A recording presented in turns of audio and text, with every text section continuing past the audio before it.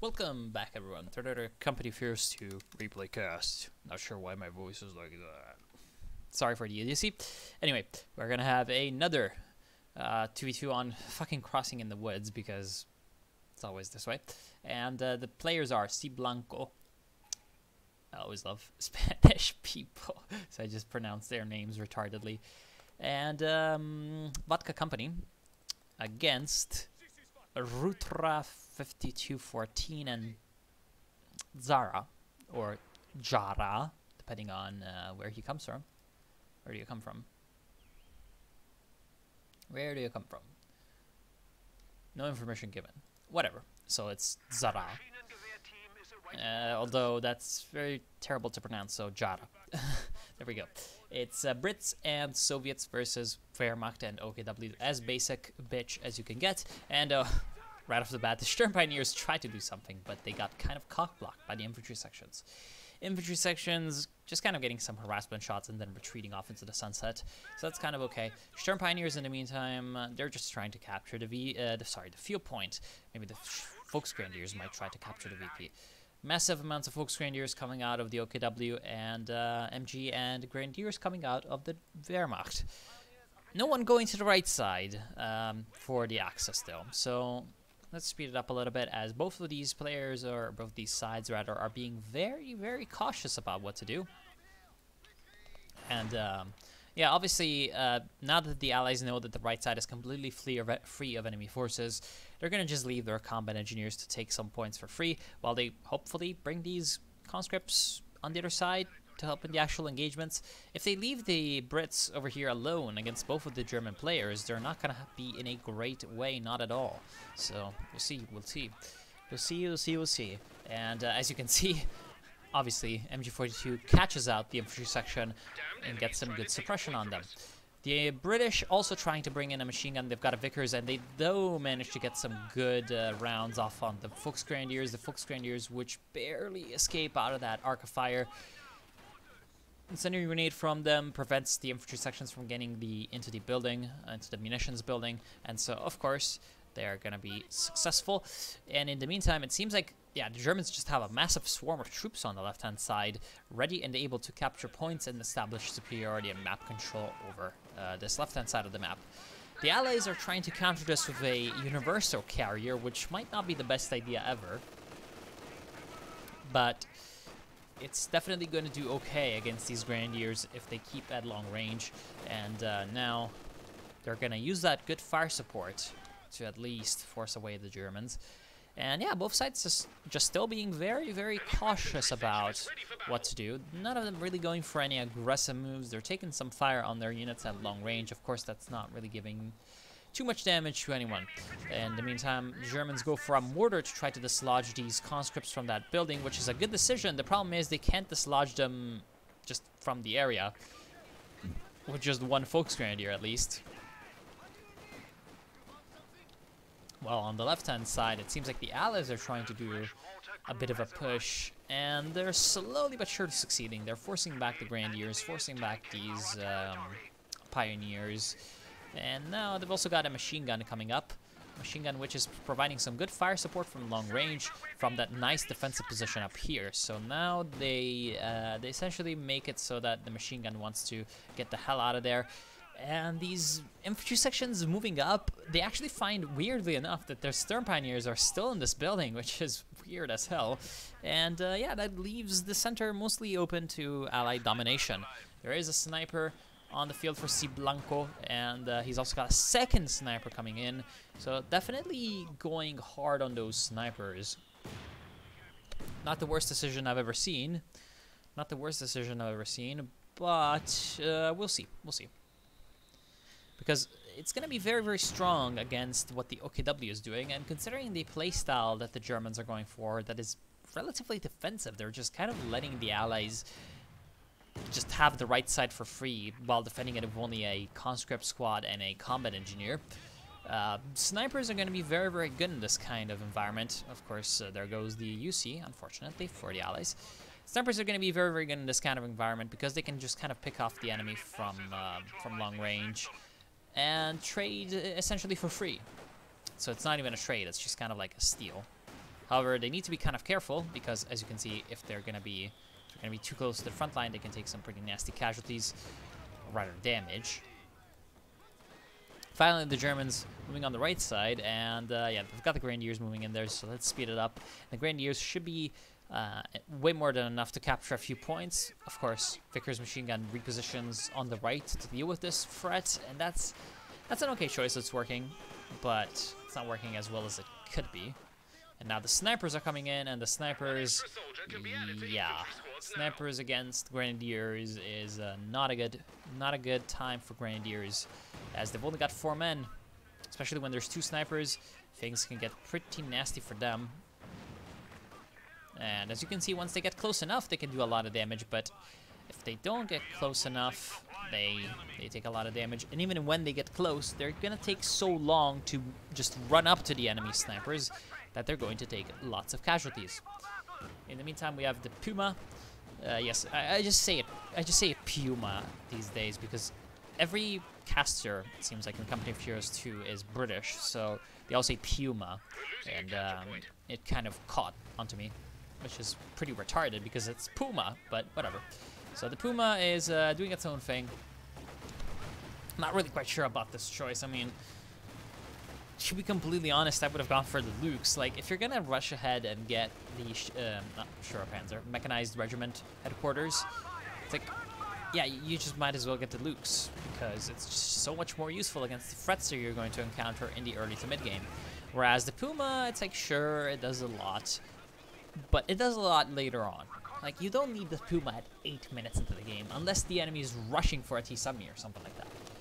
And even if the Brits were to rush for an AEC armored car, it's not like the Puma would be needed because they could just get a Rakenwerfer, and they did that. So yeah, okay. So the Germans had the AT. They didn't need the AT, but it's good to have the AT even if you don't need it per se right now, because you might need it later.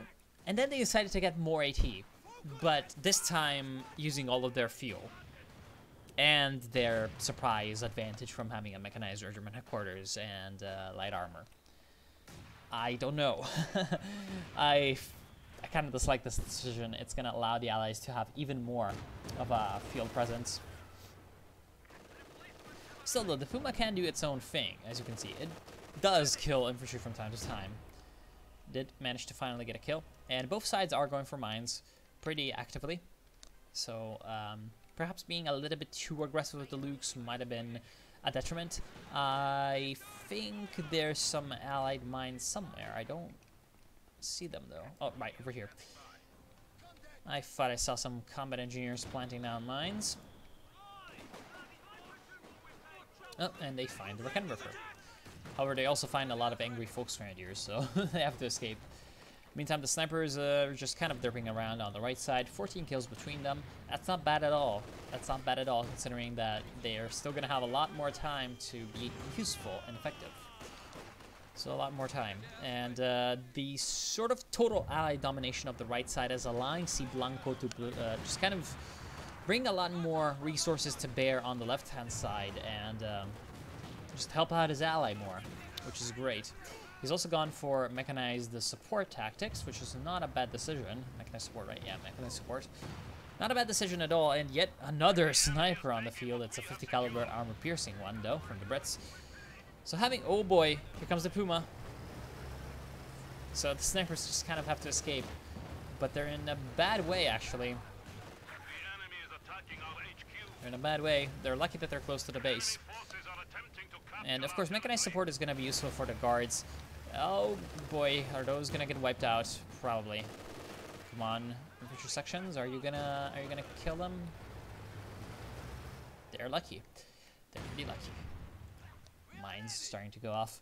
Anyway, so guards, riflemen, pretty useful against the Puma. Pretty useful against the Volksgrenadiers. Useful against Grenadiers. And then, of course, later on, it's crossing in the woods. So an SU-152, not a bad decision. Not a bad call at all.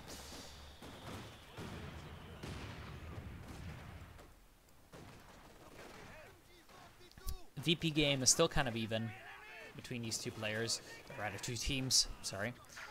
And yeah, they've got a triple cap going, the Germans, now.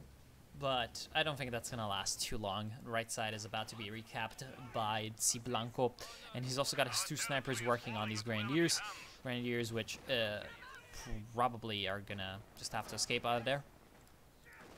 Oh, it's the other Grenadier squad that they were targeting. Oh no, why are you not retreating? No, why did... Oh, well, there was a flank from a Stern Pioneer that I did not catch. That was a good flank. And the triple cap is going to endure. So that's good for the Axis, of course. And the Allies are now pushed back to the race, which is surprising considering how well they were doing just 3 minutes earlier. And that's, yeah, that's good. Here comes the Stuka barrage. That was to be expected. And it's probably not going to hit anything. That's a good reaction time on Vodka Company. Just got that AT gun out of harm's way quickly enough. However, I mean, still not good to have a Stuka fire on you, regardless of the outcome. Although, I guess you could say if it misses, it's like, yeah, they've wasted like 100 fuel. But, I mean, they can still use that Stuka later on. It's a good effect, so they need to be careful.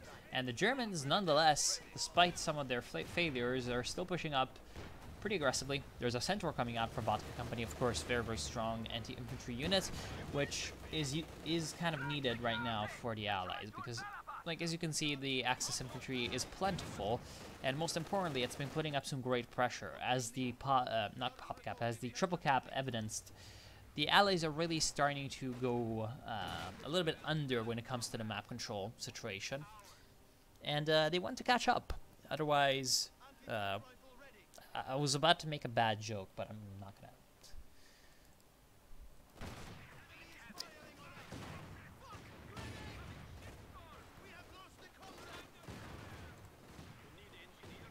Not much is going on. Just kind of a little bit of back and forth between the Allies and the Germans, still over these essentially the same areas as earlier. So, as you can see, now that the Centaur is on the field, the Puma will have something to do, which is kill the Centaur, of course, or at least kind of keep the Centaur at bay. And whenever the Centaur is going to be around, the Puma can probably just act as kind of a, I guess you could say, quick response fireman. Just moves where it's needed. Oh no, it's an Ostwind. What shall we ever do? The Ostwind, also known as the Centaur, but worse. Still though, not a bad thing. Not a bad thing to have. And, I mean, now it technically ignores terrain as well. By terrain, I mean, like, elevation and stuff.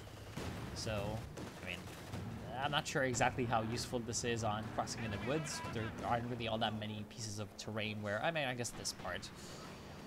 And yeah, he gets buttoned by some guards, which of course is not good. The guards can't pen it with PTRSs. And here comes a very, very good AT gun shot from a long ways away, and he's lucky that he escapes just barely in time.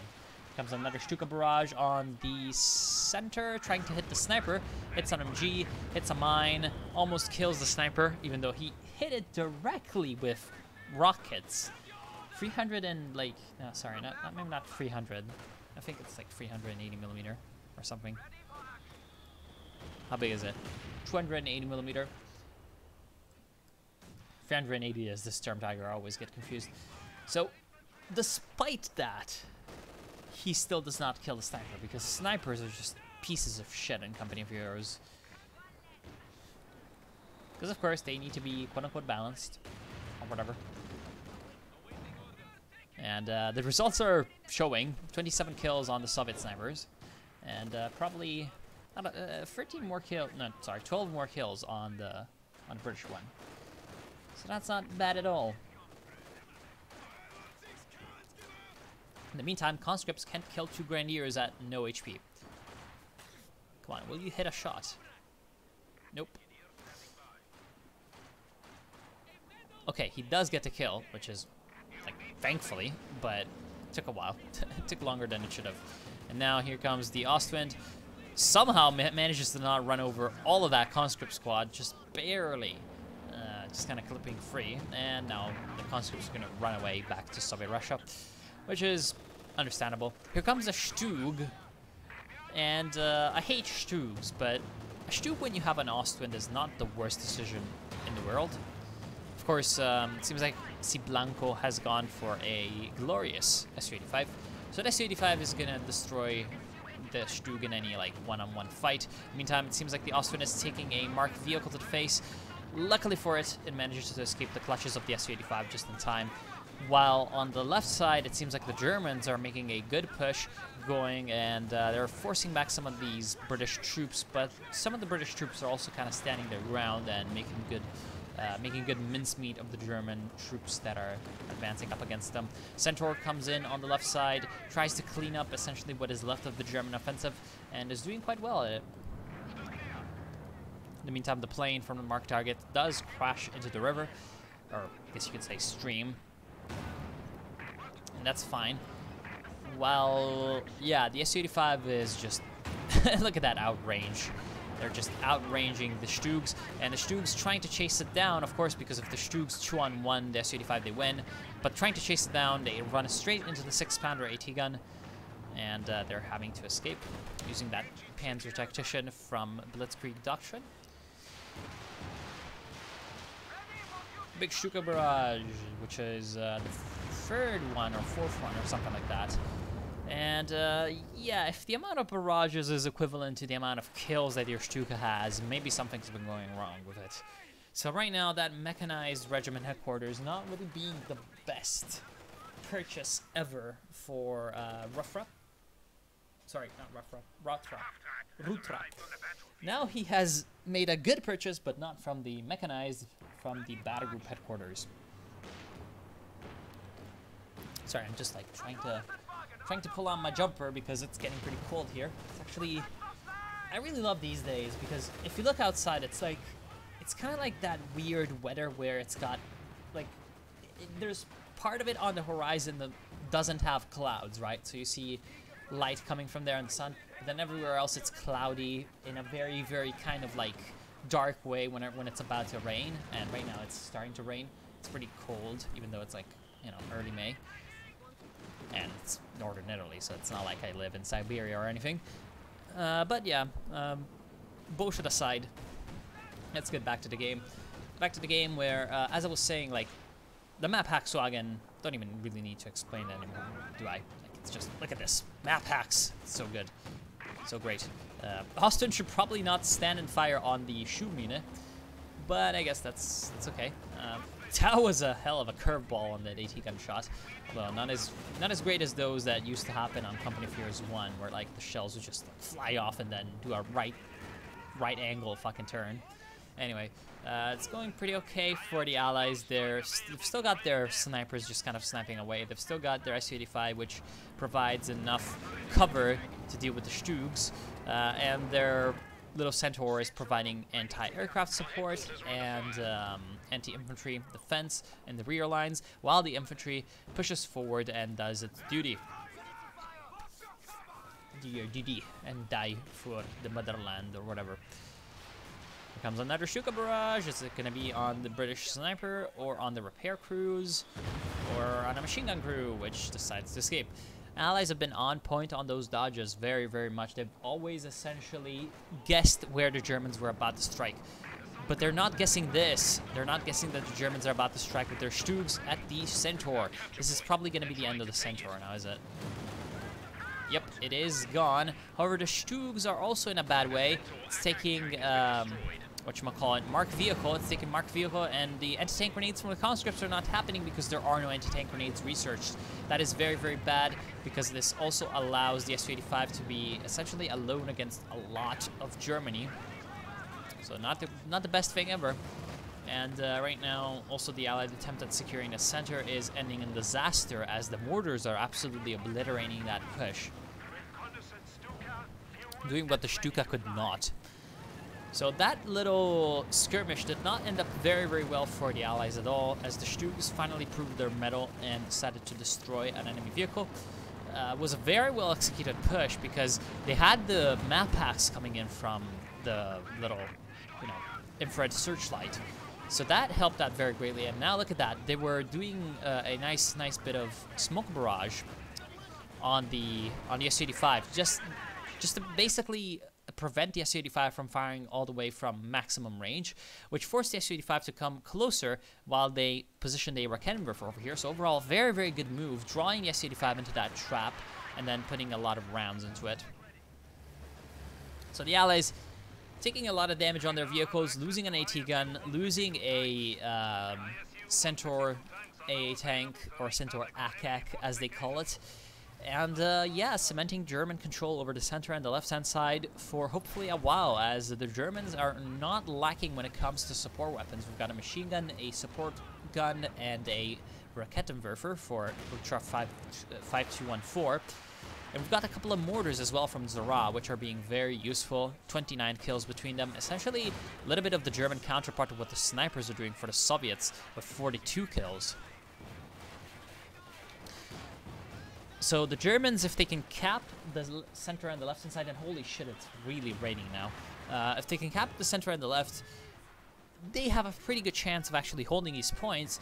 And considering that the game has been relatively even when it comes to VPs for the moment, that's good enough. That's good enough, especially considering that Luftwaffe 5214 is about to get out a Panther command tank. So that is a very, very nasty little piece of equipment. Oh boy, although those tulip rockets, pretty good. Can the Firefly finish him off with an attack round shot? Will he be a marksman, or will he be a bit of a miss? Looks like he will miss. The Guards AT riflemen are trying to slow down the Panzer IV command tank with a button, and they're also trying to get some good fire from the PTRSs, but it's not enough. Here comes a death on the Firefly from the Stugs, very well done. And the Stuka barrage does miss the snipers. By the way, finally, I can see the Stugs being used well by Zara. Look at this amazing play. Like, he's just supporting his units with that smoke all the time. Supporting the units with that smoke from the mortars, from the Panzertactician. So he has been able to use that to essentially complement the very, very bad survivability of the Stugs. The Stugs usually die from, like, 3 hits from anything, essentially. So what Zara has done is that he has picked not only a good doctrine for survivability of vehicles, he's also been being very, very hard at work with his mortars, getting those good bits of smoke cover in there. He's also been very, very smart about where he commits his Stugs, partially thanks to the fact that the Axis have that infrared searchlight. So it's all coming together in a very, very nice cocktail of awesomeness for the Stugs, which normally are used terribly in Company of Heroes. So I'm pretty happy to see that being the case. Now, of course, the Panther command tank is on the field, as expected. The only deficiency I see in the German setup is a lack of anti-infantry. Because even with all of their advantages, and considering even the pop cap, you can see that the Germans are essentially 20 pop cap ahead of the Allies, which is not an irrisory... Is that even a word in English? Probably not. It's not even something that you can... Oh, also look at that. He's also using the smoke to cover against the snipers.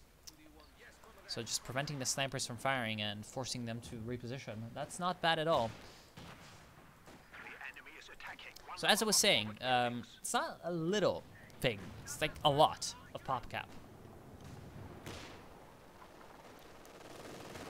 It's like saying, you know, I have a King Tiger more than the enemy, or a Command Panther more than the enemy. Despite all of this, the Allied infantry is still being very proactive, pushing still on the right side and mostly holding it, pushing on the left-hand side and, you know, making sure that the Germans have to send units there to recapture it, and contesting over the center. Here comes also a Katyusha barrage.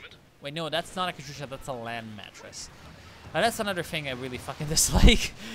I really hate the land mattress. We'll see if this works better. Stuka does fire on the land mattress and actually wipes it out. So the first like success of the Stuka is killing a land mattress. Damn. That's something else.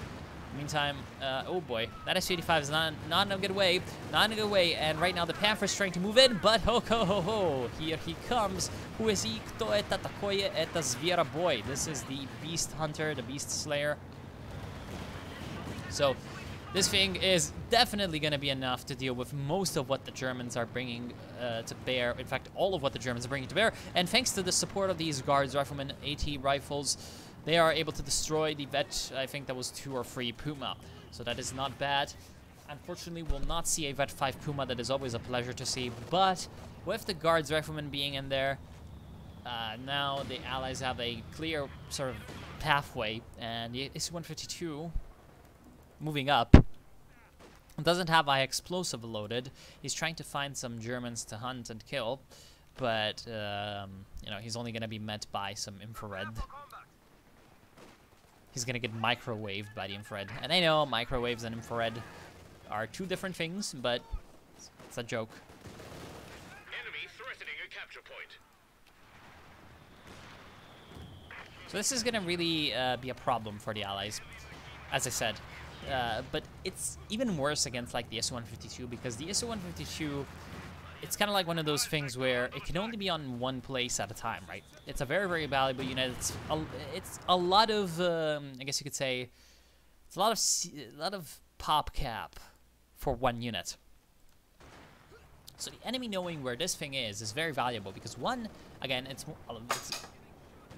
what the fuck? Something just fell on its own. Anyway, it's very expensive, and it's a lot of pop cap that's concentrated into one unit. So if you go into another place, that's like saying that that pop cap does not really play a factor in what's going on around the map, you know? And what's even worse is that it's slow as hell and not very maneuverable. So if the Germans can use this information that they're getting from the little map hacks correctly and smartly, then they're going to have a good time. In the meantime, the Allies are kind of wasting their Guards Riflemen, so that's not good. Here comes a Stuka barrage. Will that wipe out the Guards? No, it will not. It will wipe out a machine gun crew, and the Guards just barely survive.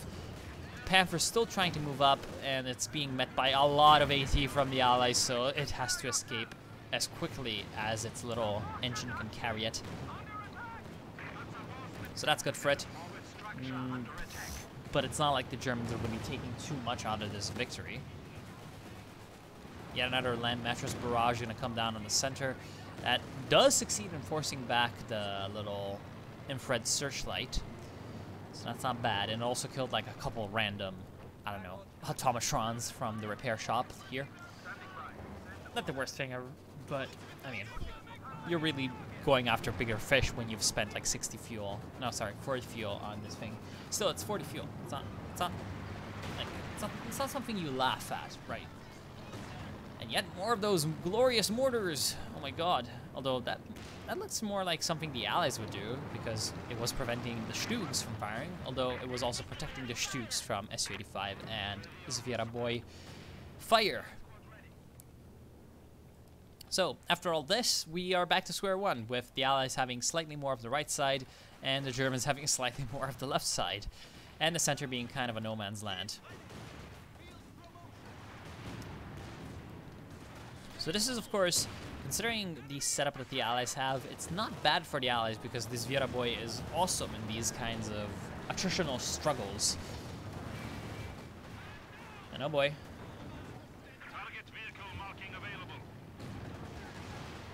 Another Stuka. Will that be on the Firefly? Maybe. It will be. But it does miss. It wasn't on the Firefly. It was on the AT gun. Which does force back the AT gun. But it's not like the Germans can do too much about it at this point.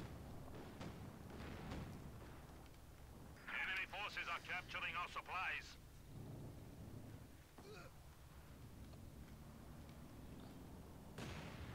And yeah, the Allies, once again, back to their old antics, kind of having better infantry.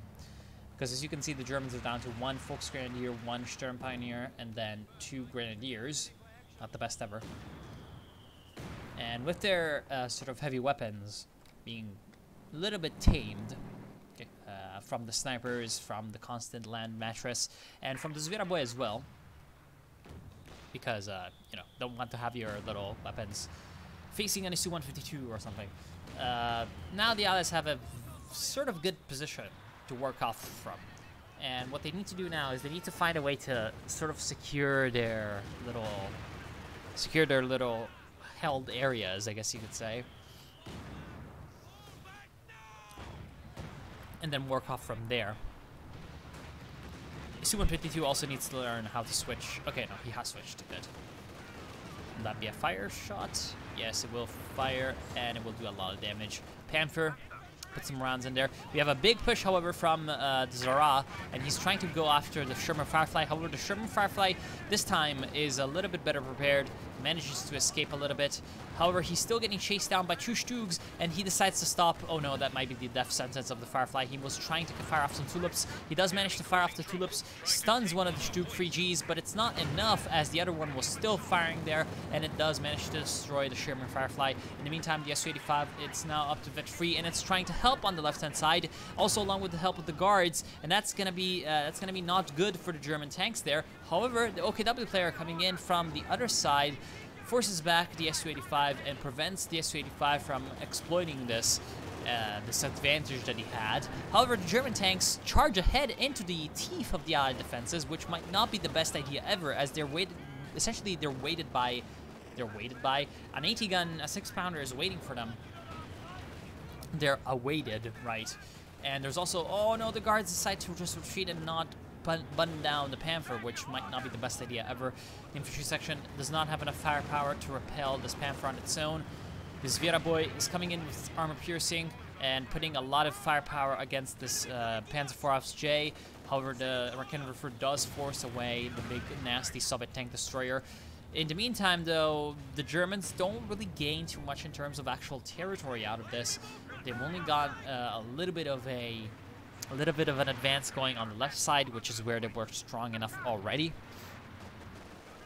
So despite once again winning an engagement, they are, I guess you can say, really losing the battle, but they're not doing as well as they could be. As you can see, the Allies are up to 313 VPs. So that is a good place to be if you're the Allies, considering that you have a 100-point lead. If Vodka Company can just be a little bit more careful with his Fireflies and start to build up a big nasty force, or maybe yet, I don't know, go for hammer tactics and get out some comets, that might also be a good idea. Just change up what's not been working, aka the Fireflies. I feel like they have good chances. Is that a Panzerwerfer? Enemy got one of our squads. That definitely looked like a Panzerwerfer, and it was a Panzerwerfer. So, Tier 4 is on the field for Zara. Of course, with Blitzkrieg Doctrine, he's gonna like that Tier 4 for many reasons, and I hope that he can use that to good effect. Especially, once again, because that map hack's intel support has been so valuable to the Germans in their last few pushes. So it should also be helpful to their artillery efforts, which right now have been kind of languishing behind their other successes. Despite the fact that they've had the Stuka for like most of the game, it's only gotten 25 kills. I mean, finally he has been able to get some kills, but not as many as you'd expect. And now that they have a Panzerwerfer on the field, they're going to have a lot more firepower.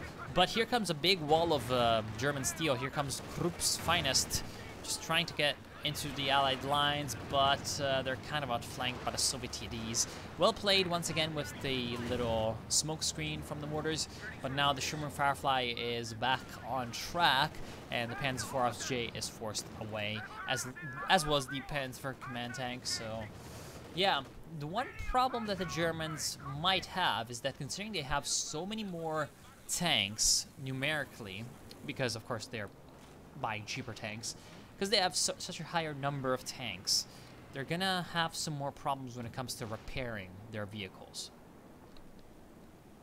Despite the fact that the Germans, of course, I'm talking about the OKW, despite the fact that the OKW generally can repair faster than the Soviets can, it's, especially a Soviet that doesn't have, like, you know, the trifecta of conscript repair, repair stations, and vehicle crew self-repair.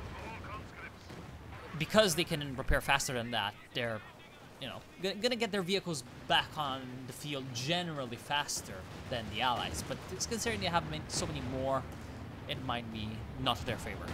Land Mattress actually wipes out a German, was that a mortar? No, it was an MG34 enemy machine gun, heavy machine gun, and almost wipes out also a Volksgrenadier.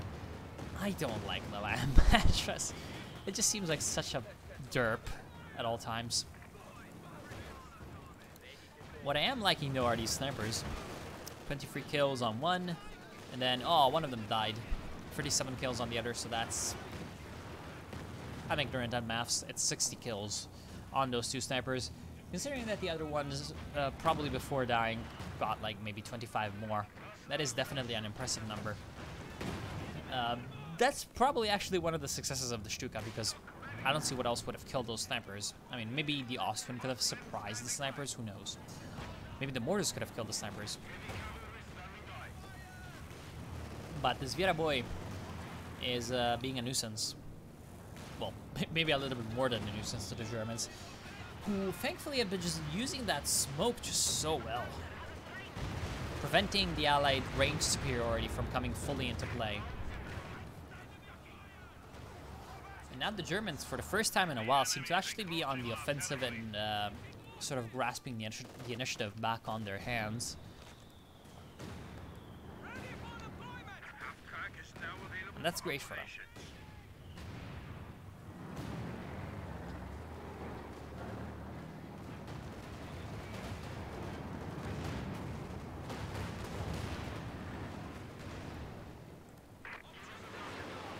Oh boy. Where's that Panzer for targeted? On the Soviet infantry. And it was very successful.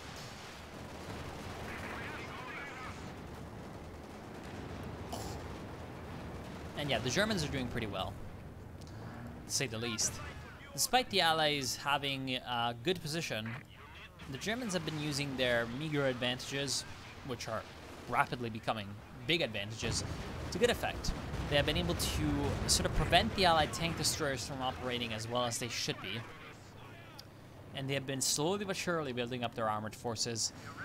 Again, using the fact that the TDs aren't doing as well as they could be, to just provide the extra bit of edge that they need to face off against the Allied infantry with their inferior foot troops.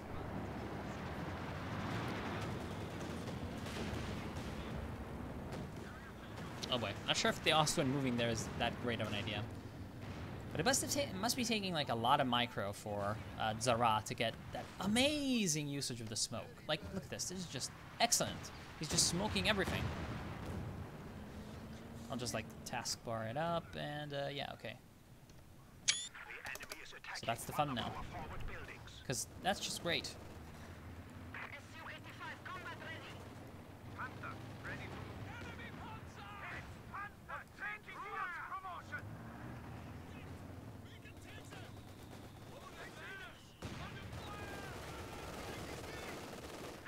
Determined, and we are down to 300 points. So the Allies are also starting to lose VP ground, which isn't that great. Isn't that great at all. And now, well, they're gonna try to bit of a counterattack. Okay, so let's see how this goes. They're putting up a lot of their infantry, moving in. The Panzerwerfer has actually missed, which is great. And of course, in the middle of the counterattack, it doesn't really look like a lot of the smoke is coming through.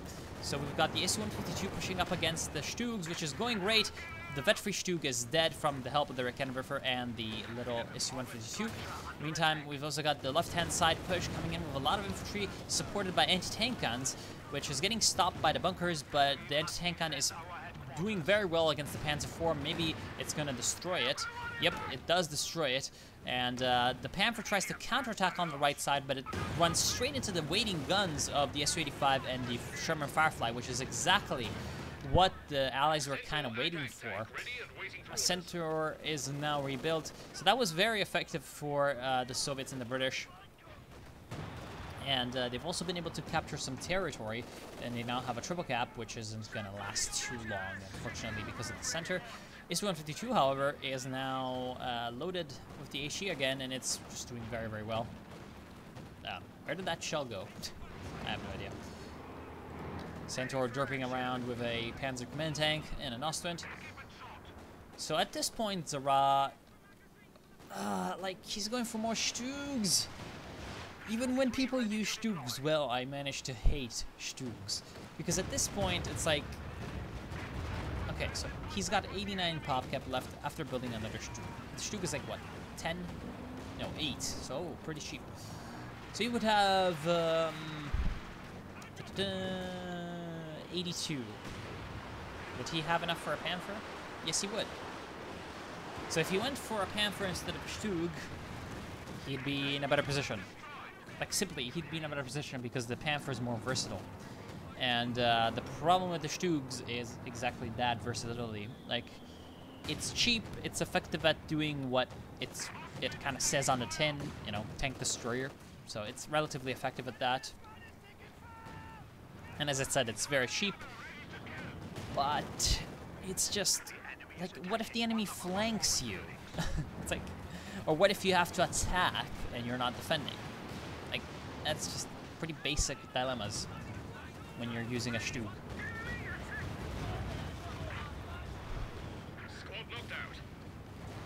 And there we go, yet another Stug down the drain. And it's gonna get replaced by a Brumbear, which isn't that terrible a decision because, again, they need more tools as anti-infantry, but at this point they need something to deal with this Viera boy. Like, if they just try to outgun this thing from long range, it's not going to work. If they try to prevent it from firing with the smoke, it's been working very well so far, but one of the mortars died to the lamb mattress.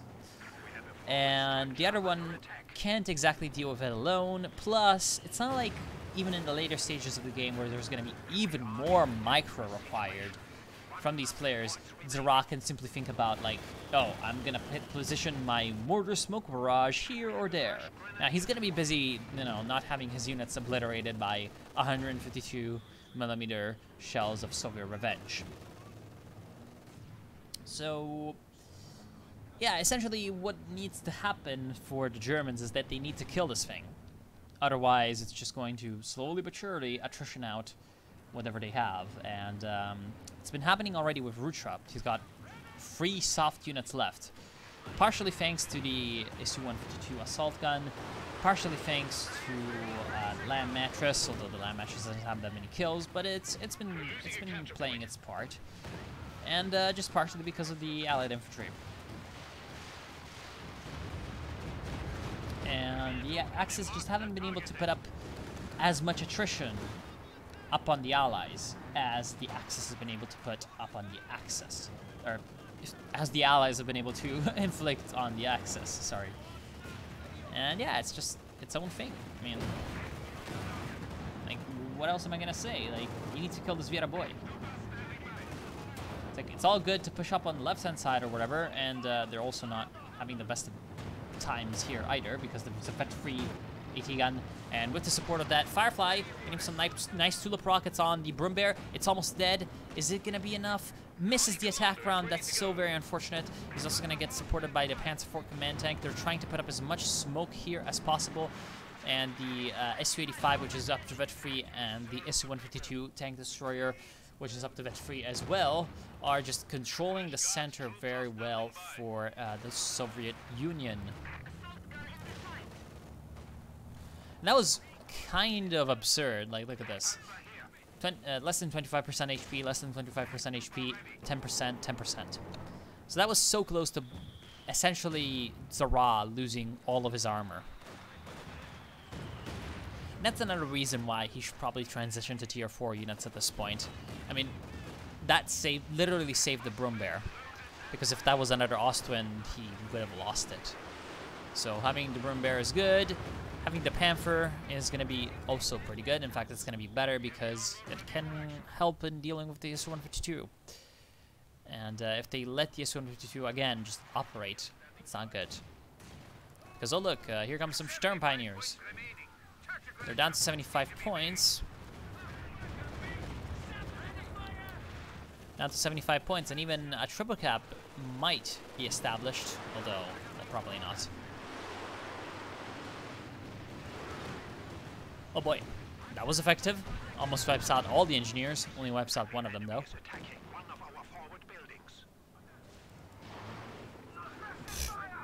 Why? White phosphorus lamb mattress on tanks. Sure. And it's not really doing that much to the bunker either, and it's not being followed up by an infantry push using the white phosphorus smoke as cover. So, I don't know, whatever.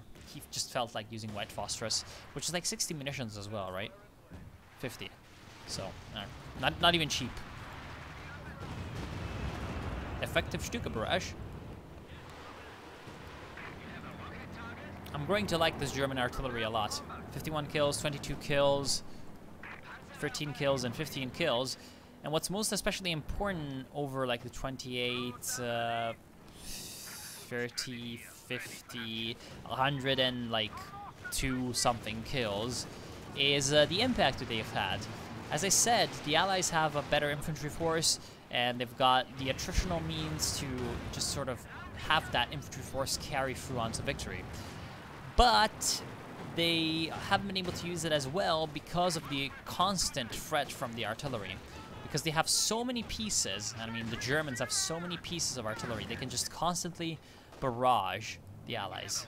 As you can see, they're kind of echeloning out their artillery barrages, so they fire 1 piece and not like 2 at the same time. I'm saying 2 because each player has 2 artillery. Because if they fire 2 artillery at the same time, then that allows a lot, more time, a bigger gap in which the Allies can do whatever they want. Whereas if they fire just 1 artillery at a time, then that's almost no time in which the Allies can feel, I guess you could say, safe from the artillery. Although you should never be feeling safe about basically anything in Company Fears 2 in the late stages of the game, but still, that's what I say. That's the closest thing the Germans have to like the attritional counterpart that that I was saying that they lack. Of course, they have been killing more allies than they have been losing, but it's not like it's been doing all that much for them because the map control is still in the favor of the Allies. Also, of course, Stuka close air support exists, but yeah, it's not really doing all that great. The Allies can just kind of drive out of it, and oh boy, what is this Pamphord? That's a pretty terrible decision. Because what if there was something here, like anything, like a cloaked Rakenwerfer or something? He knew that the enemy had stolen the Rakenwerfer, right? I don't see it anymore. Might have been destroyed. But yes, like look at this. He gets marked vehicled and then almost killed by the Su-152 and the Su-85. And he's lucky that the Firefly missed the last round, otherwise he'd be a dead Panzer.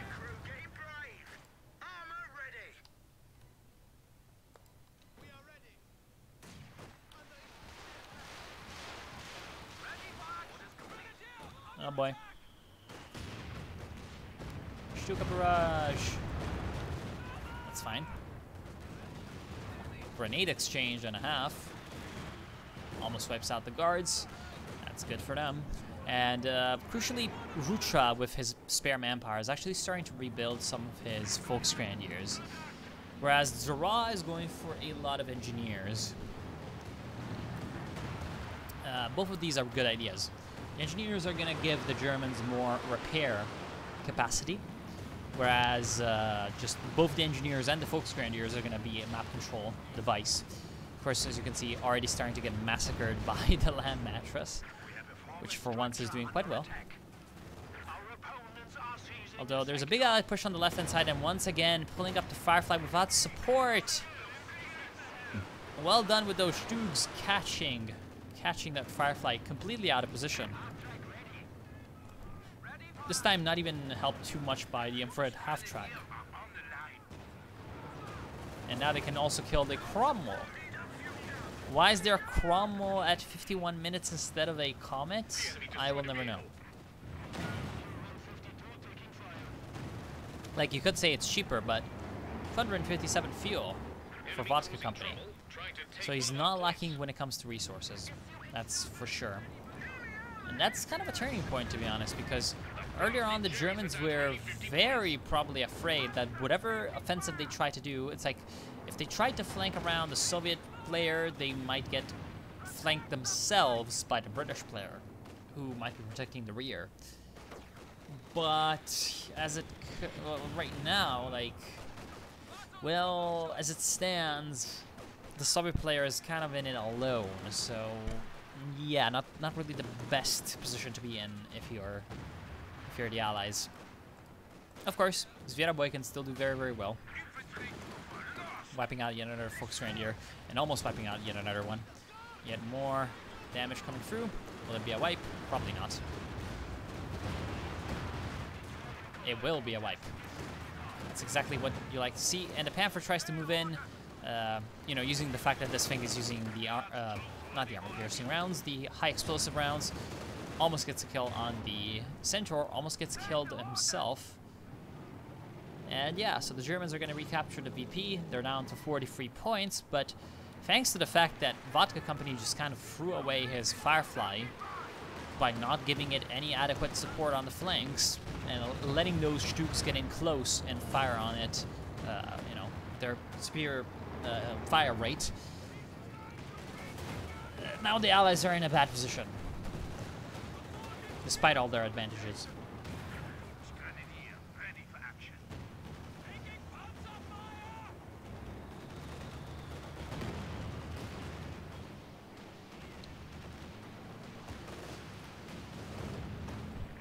Oh no. Big barrage. What shall we ever do?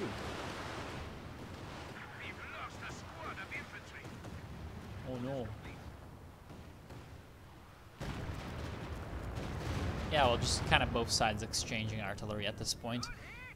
So yet another sacrificial Volksgrenadier comes in to hold the center VP at all costs. And, well, I mean, at all costs in this case means they're gonna die to the Zviera boy, which is up to 37 kills. And there we go. Lots of damage. It's not up to vet 3, which is great. Still, though, the Germans need to just kind of find a way to organize a big push to destroy this thing. Otherwise, it's still going to continue being not really just a thorn in the side, but like more like a thorn in the side that's been shot at you by some kind of harpoon launcher or something. Like, that's the kind of thorn that this thing is being in their side. Oh boy, German artillery. That's being the thorn in the side of the Allies, of course. Damn, that's a lot of damage, and they actually killed an AT gun. Well done. That's quite good. I'm going to speed it up because it's basically just kind of a stalemate over the center. No one has tried to capture the right side, which is, to me, very, very surprising because, yeah, sure, the Germans are weaker when it comes to number of infantry units and quality of infantry units, but they might as well just try to send, like, an engineer here or something. It's only defended by an MG42 that's not even covering the entire thing because, like, it doesn't have the line of sight to see units that would be capturing the point at this kind of corner. So, yeah, whatever.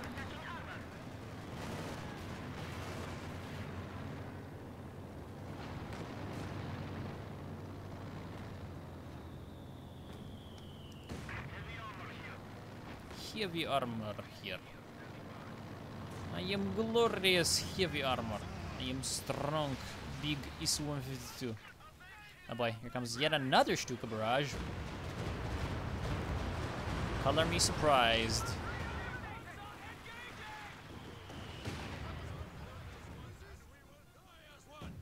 Okay, so it's once again stalemate, and I just don't see it going that well for the Germans once the Allies, or rather once Vodka Company wakes up and saves his vehicles from certain annihilation. Because despite the fact that the Germans have 97 plus 75, so that's 175 versus like 100 pop cap, so, you know, a good 75% more. They're kind of just being held hostage by the superior Allied range. Like, they've got the big tank destroyer, they've got the big Su-85, they're gonna have their Fireflies or whatever. However, oh no, what is this Firefly doing? No, it's once again staying alone. And it's in a bad position. He's lucky that he has those trees nearby. Stuka barrage, or no, sorry, Panzer barrage on the Centaur. That was just using the smoke repair. And the only thing that the Germans really are they're using, that they can use to keep themselves in this game, is this massive artillery superiority, which is being about as annoying to the Allies as the little Zviera is being to the Germans. Oh boy, lots of grenades. That did nothing. Is it the big push? It might be the big push. Here comes the Stugs, just kind of drifting over the corpses of everything else. The Brumbier is derping around trying to kill that little guards rifleman squad. The S-285 that was just built dies instantly, so that's good, of course, for the Axis. We've also got some good artillery barrages coming through to screen the advance of their infantry. And it looks like the Allies will just fold away a little bit. So once again, sending their tank destroyers a little bit too close to the action and not building anything else, because it's not like they can get heavy tanks right now. It's not the best. One of the Stugs does go down, but the S-85 for the Stug is a good trade, in my opinion. Firefly once again comes up, perhaps is a little bit too far forward. It's in a bad position, maybe. Yeah, despite the many problems, mostly due to this thing, the Germans are still holding. They're still doing well.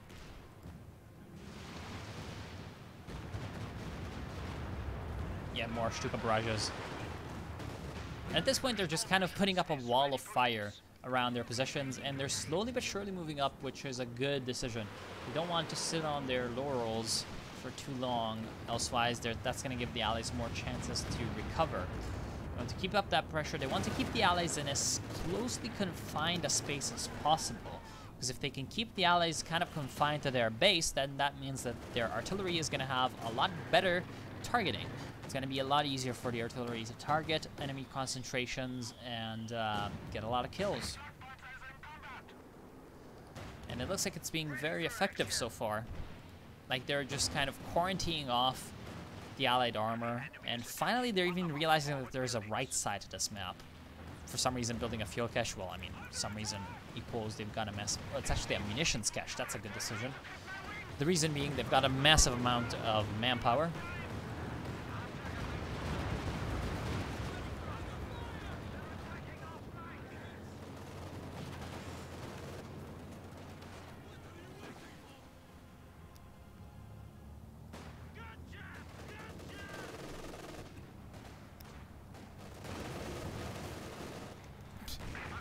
Damn, this thing is actually up to 42 kills. That is very great.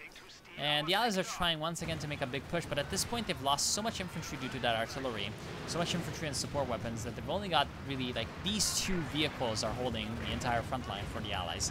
And considering that they don't even have engineers to repair them, as I said earlier, that is kind of a weakness of the Soviets if they don't have certain doctrines picked. Also, it's a weakness if you're getting artillery all the time. They're not really going to be as quick at repairing their vehicles as the Germans. And I think that this is the end.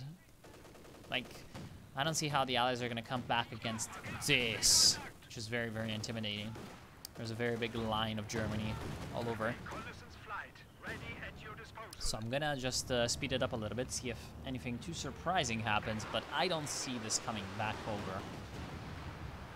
So, two big mistakes on one on each side, right? So the Axis decided not to go after the Su-152, and the Allies decided not to go after the artillery. As well as, well, there was the smaller, I guess you could say, tactical mistakes of Vodka Company, which allowed the Germans the way to, like, at least put pressure on the Allies, because if Vodka Company had not lost those vehicles as recklessly as he did, then the Allies would be probably in a better position, because they would have a full complement of Fireflies to support the Su-152 and the Su-85. And, you know, that of course would be good. And yeah, so that's the one on the Allied side. The one on the German side, of course, didn't end up playing that much of a role, because they were able to out-damage, out-attrition the Su-152 with just massive amounts of artillery. So for once, the German artillery really coming into play. Well, not really for once, but the German artillery really coming into play here. Again, it's a 2v2, it's on crossing in the woods, so artillery is important. And yeah, despite their kind of inflexibility, because they tried to do the same thing for the entire game and eventually they succeeded. They were definitely stubborn, but yeah, eventually they succeeded despite their stubbornness and their not really creative way to go about winning this game and being very inflexible. They did do what they were trying so stubbornly to do quite well. So that's good for them.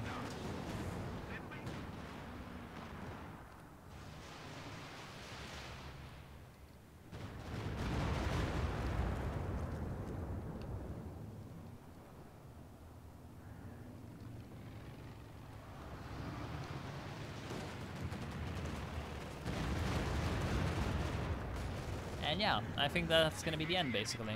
So I don't see the Allies coming back into this, although this is interesting. We've got a couple of T-34s being built by C. Blanco. And will this be like the big last hurrah? Yeah, it will be.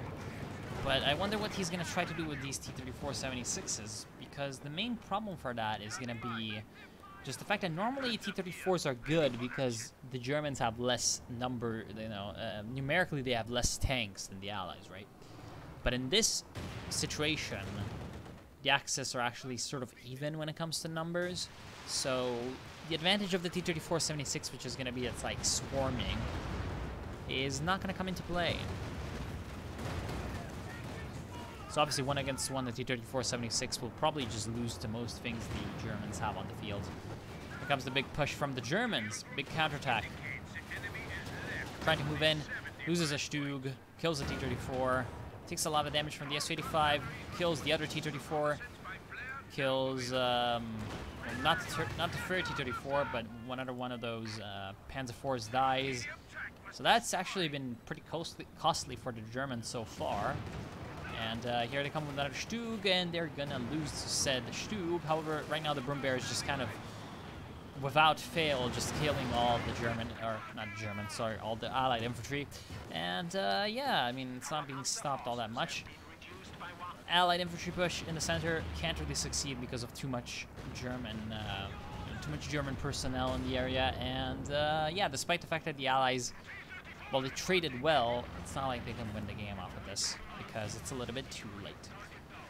So I want to thank you all for watching. I hope that you've enjoyed. I will see you soon. And yeah, have a good day. I'll just like play it out right now. They're gonna fight to the end.